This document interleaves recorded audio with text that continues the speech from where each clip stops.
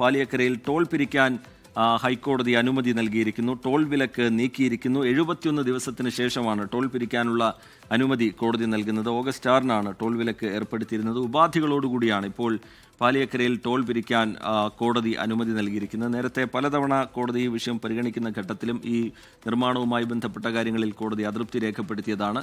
കേന്ദ്ര സർക്കാരും ദേശീയപാത അതോറിറ്റിയും ഒക്കെ പ്രശ്നം പരിഹരിക്കാം എന്നുള്ള നിലപാട് സ്വീകരിച്ചിരുന്നെങ്കിലും അത് പൂർണ്ണമായി പരിഹരിച്ചതിന് ശേഷം മാത്രം ടോൾ പിരിക്കാം എന്നുള്ള നിലപാടായിരുന്നു കോടതിക്കുണ്ടായിരുന്നത്. ഇപ്പോഴത് പരിഗണിക്കുന്ന ഘട്ടത്തിൽ ടോൾ പിരിക്കാനുള്ള അനുമതി കോടതി നൽകിയിരിക്കുകയാണ്. പക്ഷേ ഉപാധികളോടുകൂടിയാണ് ടോൾ പിരിക്കാൻ അനുമതി നൽകിയിരിക്കുന്നത്. എന്താണ് ആ ഉപാധി എന്നത് സംബന്ധിച്ചൊക്കെയുള്ള വ്യക്തത വരേണ്ടതുണ്ട്. അല്പസമയത്തിനകം തന്നെ വിഷ്ണു സുരേഷ് അതുമായി ബന്ധപ്പെട്ട വിശദാംശങ്ങൾ പങ്കുവയ്ക്കും. നേരത്തെ അറ്റകുറ്റപ്പണികളുമായി ബന്ധപ്പെട്ട് നിലനിന്നിരുന്ന പ്രശ്നങ്ങൾ, ഗതാഗതക്കുരുക്കുമായി ബന്ധപ്പെട്ട് നിലനിന്നിരുന്ന പ്രശ്നങ്ങൾ, ഇതിനൊക്കെ ഇടയിൽ ടോൾ പിരിവ് വിലക്കുകയായിരുന്നു കോടതി.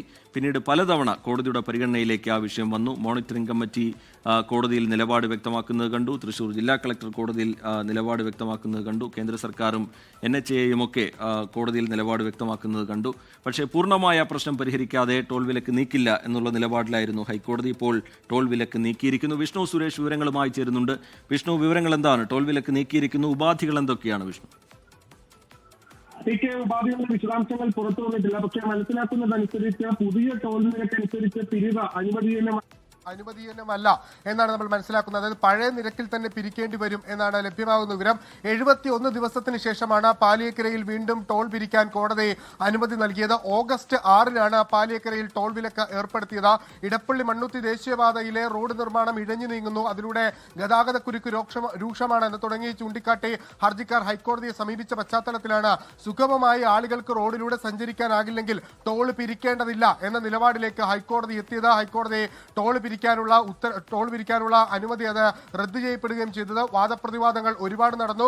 ഏറ്റവും ഒടുവിൽ NHA സുപ്രീം കോടതി വരെ പോയിരുന്നു ഈ ടോൾ പിരിക്കാൻ അനുവദിക്കണമെന്നാവശ്യപ്പെട്ട്. പക്ഷേ സുപ്രീം കോടതി ഹൈക്കോടതി തീരുമാനം ശരിവെക്കുന്നത് കണ്ടു. പിന്നാലെയാണ് ഹൈക്കോടതി പ്രശ്നങ്ങൾ പരിഹരിക്കുന്നതിന് വേണ്ടി പഠിച്ച് റിപ്പോർട്ട് ചെയ്യുന്നതിന് വേണ്ടി ജില്ലാ കളക്ടറുടെ നേതൃത്വത്തിൽ മോണിറ്ററിംഗ് കമ്മിറ്റിയെ നിയോഗിച്ചത്. മോണിറ്ററിംഗ് കമ്മിറ്റി കഴിഞ്ഞ ദിവസങ്ങളിലൊക്കെ റിപ്പോർട്ട് സമർപ്പിച്ചിരുന്നു. അവിടെ ഇപ്പോഴും പ്രശ്നങ്ങളുണ്ട് എന്നാണ് മോണിറ്ററിംഗ് കമ്മിറ്റി ഇന്നും ഏറ്റവും ഒടുവിൽ ജില്ലാ കളക്ടർ പറഞ്ഞത്. പലയിടങ്ങളിലും ഗതാഗതക്കുരുക്ക് നിലനിൽക്കുന്നുണ്ട് എന്നായിരുന്നു നിലവിൽ കോടതിക്ക് മുമ്പാകെ കളക്ടർ വ്യക്തമാക്കിയത്. പക്ഷേ കോടതി പറഞ്ഞത് ഈ പ്രശ്നങ്ങളൊക്കെ പരിഹരിക്കപ്പെടുന്നുണ്ടല്ലോ, പതിയെ പരിഹരിച്ചു വരികയാണ്.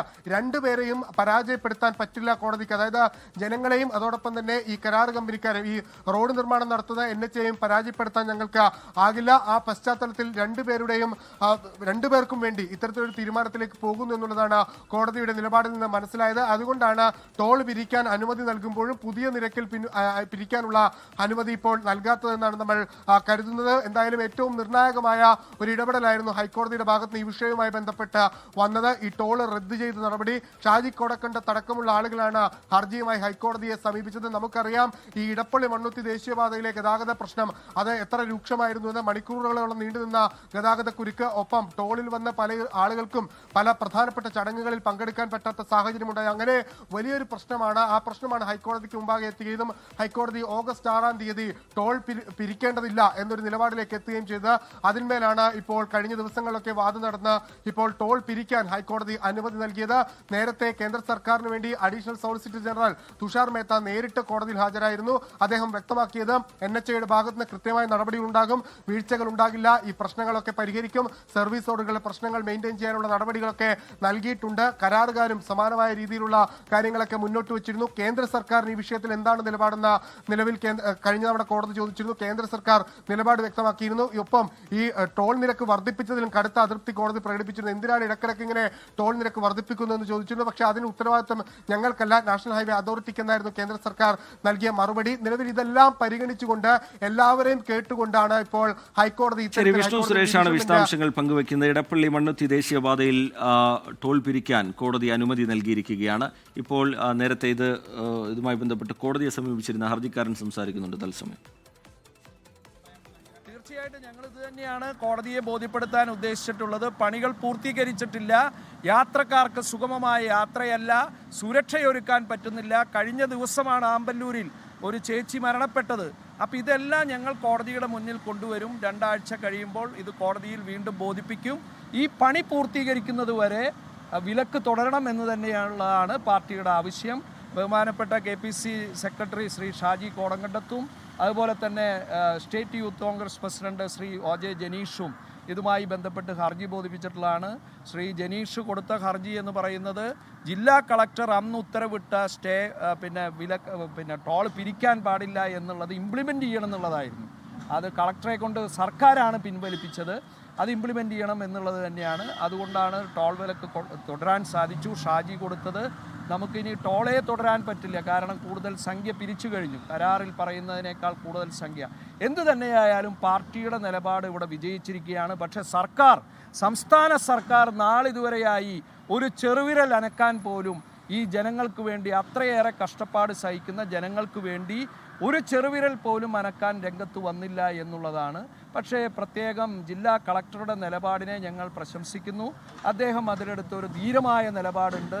ഞങ്ങൾ പറഞ്ഞ എല്ലാ കാര്യങ്ങളും അക്ഷരാർത്ഥത്തിൽ ശരിവെക്കുന്ന ഒരു കാര്യം തന്നെയാണ്. ഹൈക്കോടതിയുടെ ഉത്തരവ് യാത്രക്കാർക്കും ജനങ്ങൾക്കും വളരെ നിരാശാജനകമാണ്, ഒരു സംശയമില്ല. നമ്മൾ ഹൈക്കോടതിയിൽ പറഞ്ഞത് 50% ടോൾ പിരിവിൽ ലിമിറ്റ് ചെയ്യണം. മരവിപ്പ് ഉത്തരവ് മാറ്റുകയാണെങ്കിൽ എന്താ കാരണം വെച്ചാൽ 4 VUPകളുടെ പണി ഇപ്പോഴും കഴിഞ്ഞിട്ടില്ല. കൊരട്ടി ഇപ്പോൾ അടുത്ത ആഴ്ച പണി തുടങ്ങണം. അങ്ങനെയാണെങ്കിൽ ഒരു 10 കിലോമീറ്റർ ദൂരം ഒരു ദുരിതയാത്രയായിരിക്കും, ബ്ലോക്കായിരിക്കും. അപ്പോൾ അതുകൊണ്ട് നമ്മളെ സംബന്ധിച്ചിടത്തോളം, യാത്രക്കാരെ സംബന്ധിച്ചിടത്തോളം, ജനങ്ങളെ സംബന്ധിച്ചിടത്തോളം ഈ ഉത്തരവ് നിരാശാജനകമാണ്. ഈ 5 രൂപയാണ് ഹൈക്കോടതി തീരുമാനം നിരാശാജനകം എന്നാണ് ഹർജിക്കാരനായ ഷാജി കോടങ്കണ്ടത്ത് പറയുന്നത്. നേരത്തെ ഇപ്പോഴും ആ പണി പൂർത്തീകരിക്കാൻ കഴിഞ്ഞിട്ടില്ല. അതിനിടയിൽ ഉപാധികളോടുകൂടി ടോൾ പിരിക്കാൻ അനുമതി നൽകുന്നത് ശരിയല്ല. കോടതി വീണ്ടും ഈ വിഷയം പരിഗണിക്കുന്ന ഘട്ടത്തിൽ അത് കോടതിയിൽ ചൂണ്ടിക്കാട്ടും എന്നാണ് ഹർജിക്കാരൻ വ്യക്തമാക്കുന്നത്.